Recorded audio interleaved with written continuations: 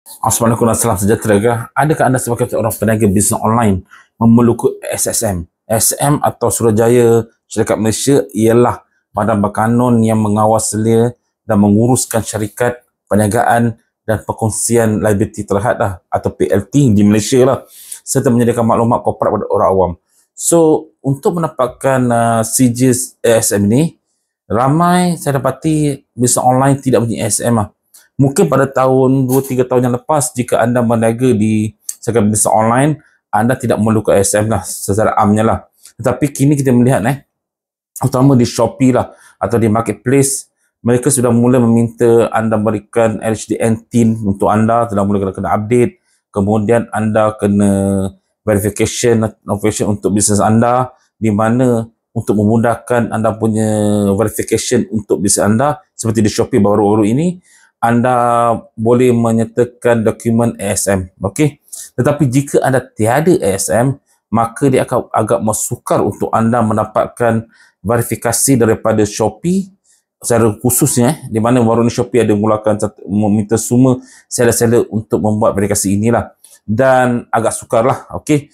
So pada tahun 2025 ini, saya amat menggalakkan lah pada anda semua yang membuat bisnes online agar mempunyai ASM. Okey. Dan baru-baru ini pun kita ketahui kerajaan Malaysia memang orang kata menggalakkan dia belum dah kuasa tapi masih lagi menggalakkan kepada semua bisnes online mempunyai berdaftar dengan ASM dan dapatkan sijil ASM sebagai anda seorang peniaga yang valid.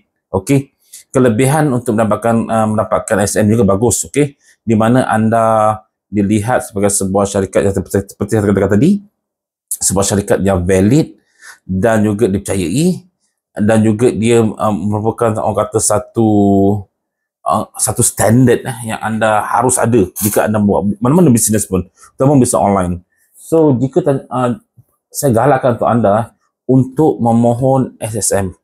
Jika tiada, agak sukar nanti, dan saya jangkakanlah dalam masa terdekat ini LHDN akan mula untuk melihat mana-mana bisnes online yang tidak mempunyai berdaftar dengan ASM akan dikenakan tindakan atau dipanggil LHDN untuk orang kata untuk lihat perniagaan anda, berapakah anda punya kena declare anda punya perniagaan, menambahkan banyak masalah dan mungkin anda kena denda jugalah. Okey.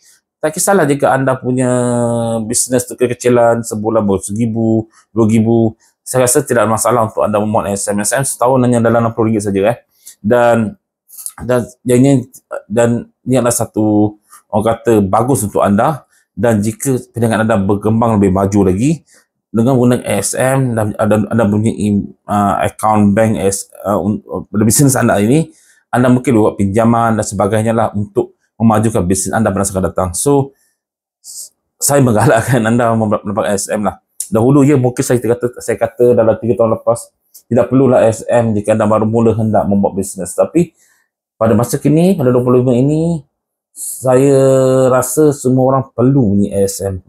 Kena declare bisnes anda, walaupun tak untung, rugi pun kena declare supaya senang untuk anda masa hadapan lah, lebih mudah untuk anda nanti. So inilah penekanan yang ingin saya beri di sini, terutama kepada semua peniaga Shopee, supaya anda buat je ASM. Itu dah lebih baik lagi. Okey, assalamualaikum saudara. Jangan lupa subscribe YouTube saya tentang tips yang menarik tentang Shopee, blogging, Facebook Ads dan juga tentang AI. Okey, assalamualaikum.